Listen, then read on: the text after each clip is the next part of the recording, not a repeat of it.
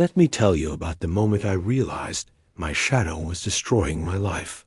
I was screaming at my partner about dirty dishes, screaming, when suddenly I saw myself from the outside. This wasn't about dishes. This was about something dark inside me that I'd been running from my entire life. That night, I discovered Carl Jung's shadow theory, and what I learned changed everything. Today, I'm going to show you the 7 undeniable signs that your shadow self is secretly sabotaging your relationships, career, and happiness, and more importantly, what you can do about it. But first, let me warn you, recognizing these signs might be uncomfortable. You might see yourself in ways that shock you. But Jung said something that still gives me chills. Everyone carries a shadow, and the less it is embodied in the individual's conscious life, the blacker and denser it is. In other words, the more you ignore these signs, the more dangerous. Your shadow becomes sign 1. You have explosive reactions to minor triggers. Here's the first sign, and it's probably happening to you weekly. You completely lose it over something small. Someone cuts you off in traffic, and you fantasize about ramming their car. Your coworker chews too loudly, and you want to scream. A minor criticism sends you into a rage spiral that lasts for days. This isn't about anger management. This is your shadow erupting like a volcano. See, your shadow contains all the parts of yourself you've rejected. All the emotions, desires, and traits you learned were unacceptable. When someone triggers these buried parts, your reaction is nuclear, because you're not just responding to them. You're fighting a war with yourself. I had a client, James, successful businessman, loving father. But when his teenage son challenged him, James would explode with fury that scared everyone, including himself. Through shadow work, we discovered that James had buried his own rebellious nature so deeply that seeing it in his son triggered volcanic rage. His shadow was screaming, "I never got to be free. I never got to challenge authority." His son wasn't. The enemy, his own repressed rebellion, was. Here's the test. This week, notice when your emotional reaction doesn't match the situation. When you go from 0 to 100 over something minor, ask yourself, what part of me am I seeing that I can't accept? That overreaction is your shadow revealing itself. Sign 2. You constantly judge and criticize others. This second sign is sneaky. Because it feels justified. You're surrounded by idiots, right? That person is so arrogant. That one's so weak. This one's fake. That one's selfish. You can spot everyone's flaws instantly, and you're not shy about pointing them out, at least in your mind. Carl Jung discovered something profound. We don't criticize what has nothing to do with us. We criticize what we can't accept in ourselves. It's called projection, and it's your shadow's favorite trick. The qualities that disgust you in others, they live in you too. Buried in your shadow. Sarah came to therapy with a list of everything wrong with her coworkers. Lisa was pathetically needy. Mark was disgustingly arrogant. Jennifer was fake and manipulative. We spent months exploring these projections. What emerged? Sarah had learned as a child that needing others meant weakness, so she buried her need for connection. Confidence was punished in her family, so she hid her own strength. Being strategic was seen as manipulative, so she suppressed her intelligence. Her coworkers weren't the problem. They were mirrors showing her disowned self. The shadow test. Write down 3 people who really irritate you and why. Be specific about their annoying qualities. Now comes the hard part. Ask yourself, how? Am I like that? Your ego will resist violently. That resistance is your shadow fighting to stay hidden. Sign 3. You attract the same. Toxic patterns repeatedly. Number 3 is brutal. You keep attracting the same type of toxic person or situation. Different faces, same drama. You date emotional vampires. You work for narcissistic bosses. Friends betray you in eerily similar ways. You think you're cursed, but Jung would say you're experiencing shadow magnetism. Here's how it works. Your shadow doesn't just sit quietly in your unconscious. It actively shapes your reality. It draws you to people and situations that mirror your disowned parts. If you've buried your anger, you'll attract rage-filled people. If you've disowned your vulnerability, you'll attract those who exploit weakness. Your shadow's trying to show you what you need to integrate. Michael kept dating women who cheated on him. 5 relationships, 5 betrayals. He saw himself as the faithful victim. But in shadow work, we uncovered his buried desire for freedom and variety, desires he judged as immoral. His shadow was attracting women who acted out what he couldn't admit he wanted. Once he acknowledged these desires consciously, he could choose how to honor them ethically. The pattern broke. Your pattern test. List your last 3 major relationship or work disasters. Find the common thread. What quality did these people or situations embody that you judge harshly? That judgment points directly to your shadow content. Sign. 4. You're living a double life. This 4th sign is about the gap between who you pretend to be and who really are. Maybe you're the perfect parent in public, but scream at your kids in private. Maybe you preach positivity, but marinate in dark thoughts. Maybe you're the office comedian hiding, crushing depression. This isn't hypocrisy. It's shadow splitting. Jung. Observe that the more perfect your persona, your public mask, the darker your shadow. Why? Because maintaining a flawless image requires massive repression. Every unacceptable thought, feeling, and impulse gets shoved into the shadow. But shadows don't disappear. They grow stronger in darkness. Patricia was a spiritual teacher. All love and light. Her students saw her as enlightened, beyond human darkness. But at home, she was consumed with jealousy, judgment, and rage. She'd built such a perfect spiritual persona that her shadow had become a monster. Her breakdown came when a student saw her losing it in a parking lot. The persona shattered, but it was the beginning of her real spiritual journey, integrating her shadow instead of pretending it didn't exist. The double life test. Where is the biggest gap between your public face and private reality? What would people be shocked to discover about you? That gap is where your shadow lives, and it's exhausting you to maintain it. Sign 5. You feel empty despite external success. Sign 5. Hits successful people hard. You've achieved everything you're supposed to want, but you feel dead inside. Great. Career? Check. Nice house? Check. Impressive resume? Check. Soul-crushing emptiness? Also check. This isn't depression. It's shadow starvation. Here's what happens. To succeed in our society, we often have to bury huge parts of ourselves. The artist becomes an accountant. The dreamer becomes practical. The wild child becomes respectable. But those buried parts don't die. They live in your shadow, hungry and angry. Your emptiness is your unlived life calling to you. David was the perfect success story. Harvard MBA, CEO by 40, mansion in the suburbs.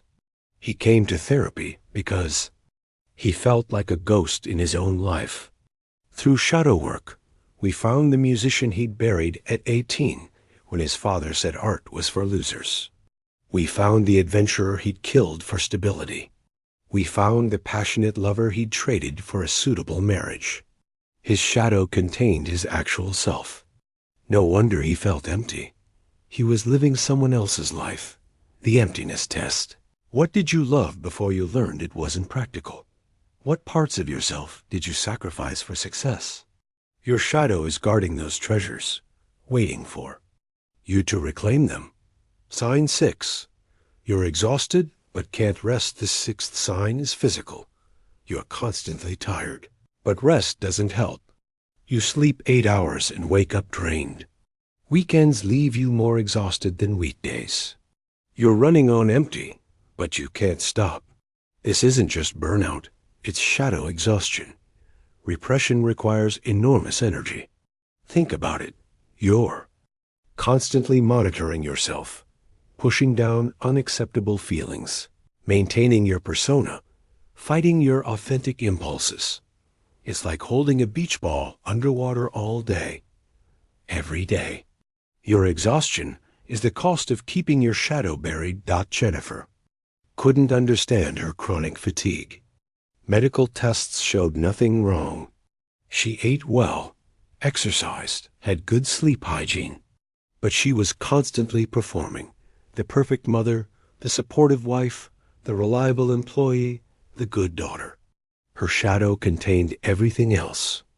Her selfishness, her rage, her wild desires, her need to be taken care of. She was using all her energy to be who she thought she should be, leaving none for who she actually was. The exhaustion test. When do you feel most drained? It's usually when you're performing your persona hardest. That exhaustion is your shadow, demanding recognition. It's tired of being imprisoned. Sign 7. Your dreams are dark and disturbing. The 7th sign comes at night. Your dreams are filled with violence, darkness, or disturbing content that shocks your waking self. You dream of murdering someone, of being chased by monsters, of doing things that horrify you. You wake up thinking, where did that come from? Jung would say, from your shadow. Dreams are your shadow's playground. When your conscious guard is down, repressed content surfaces. The murderous rage you'd never admit to. The sexual desires you judge as perverted. The violence you pretend doesn't exist in you. They all come out to play in dreams. The more disturbing your dreams, the more you're repressing. Mark was a gentle counselor who helped troubled youth. But his dreams were nightmares of violence. He'd dream of beating his clients, of burning down the facility, of terrible cruelty. He was horrified. How could such a caring person have such evil dreams? But that was exactly the point. Mark had split himself into all good, conscious, and all bad, shadow. His dreams were showing him his completeness. When he started acknowledging his capacity for darkness, not acting on it, just owning it, the nightmares transformed into dreams of power and protection. The dream test. What themes repeat in your nightmares? What do you do in dreams that horrifies? Your waking self? Those aren't random neurons firing. That's your shadow showing you what needs integration. At the cost of ignoring these signs now, you might be thinking, so what? Everyone has a dark side. Why dig this up? Here's Jung's warning. The shadow you don't own owns you. Every sign I've described will intensify if ignored. The explosive reactions become violent acts. The judgments become destructive campaigns. The patterns become life-destroying cycles. The double life leads to complete breakdown. The emptiness becomes suicidal despair. The exhaustion becomes illness. The dreams become waking nightmares. I've seen it happen. The minister who preached against homosexuality caught in a gay affair. Shadow explosion. The peace activist who murdered her husband, shadow possession. The therapist who killed himself after years of helping others, shadow consumption. These aren't bad people. They're people who ignored their shadows until their shadows destroyed them. But here's the hope. Your shadow isn't your enemy. It's your wholeness in hiding. Every quality in your shadow has a gift. Repressed anger contains your power. Buried selfishness holds healthy boundaries. Hidden arrogance carries confidence. Disowned neediness guards your capacity for intimacy. Your shadow is your treasure chest, locked and buried, waiting for you to claim your riches. The path forward. Beginning shadow work. So, what do you do with these 7 signs? How do you start working with your shadow instead of being controlled by it? Here's your action plan. First, choose one sign that resonated most strongly. That's your shadow knocking loudest. Start there. Second, practice radical honesty with yourself. When you catch yourself in one of these signs, pause and ask, what am I not admitting about myself? The answer that makes you most uncomfortable is usually the truth. Third, find safe ways to express shadow content. If you've repressed anger, take up martial arts. If you've buried creativity, create badly but freely. If you've disowned your need for attention, join a theater group. Give your shadow healthy outlets. Fourth, work with your projections. When someone triggers you, write down what you hate about them. Then write, I am ... double quotes, and complete it with that quality. Feel the resistance. That's your shadow edge. Fifth, dialogue with your shadow. Jung recommended talking to it like a person. Ask, what do you want? What are you trying to tell me? Listen for the answer. It might surprise you. Finally, get support. Shadow work can be intense. A therapist trained in Jungian work, a shadow, work group, or even a trusted friend can help you navigate what emerges. Your shadow integration journey.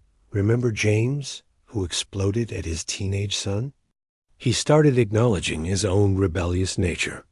He took up motorcycling at 55. He started questioning authorities he blindly followed. He gave his inner rebel healthy expression. His relationship with his son transformed. Instead of enemies, they became fellow rebels navigating life together. Sarah, who criticized everyone. She started owning her projections. I judge Lisa as needy because I've buried my own needs. I hate Mark's arrogance because I've hidden my own confidence. As she reclaimed these shadow parts, her relationships transformed. She became less critical and more whole. Michael, stuck in cheating patterns? He acknowledged his shadow's desire for variety and freedom. He and his partner created a relationship that honored both stability and adventure. The cheating pattern broke because the shadow need was consciously addressed. Your shadow journey will be unique, but the destination is the same. Wholeness, not perfection. Wholeness. The integration of all that you are, light and dark, acceptable and unacceptable, conscious and unconscious. Jung's warning wasn't meant to scare you. It was meant to wake you up. These 7 signs aren't curses, they're invitations. Each sign points to a part of yourself waiting to come home. Each shadow quality you own makes you more authentic, more powerful, more alive. The question isn't whether you have a shadow. We all do. The question is, will you continue letting it ruin your life from the darkness, or will you turn on the light and meet it face to face? Your shadow has been calling to you through these 7 signs. In your explosive reactions, your harsh judgments, your repeated patterns, your double life, your emptiness, your exhaustion, and your dreams. It's been trying to get your attention. Now you know the signs. You can't unknow them. Every time you explode over nothing, you'll remember. Every time you judge harshly, you'll wonder. Every time the pattern repeats, you'll see it. This knowledge is both a burden and a gift. The burden: you can no longer blame others for your shadows. The gift: you now have the power to reclaim your wholeness. Start today. Choose one sign. Face one shadow. Own one projection. Your life is waiting on the other side of this work. Not a perfect life, but a real one. Not a life without shadows, but a life where shadows become strengths. What sign resonated most with you? Share in the comments below. Sometimes naming our shadows publicly is the first step to integrating them. And if you recognize someone struggling with these signs, share this video. We all have shadows. We might as well face them together. Remember, your shadow isn't darkness to be eliminated. It's half of who you are, waiting to be welcomed home. The question is, are you ready to become whole?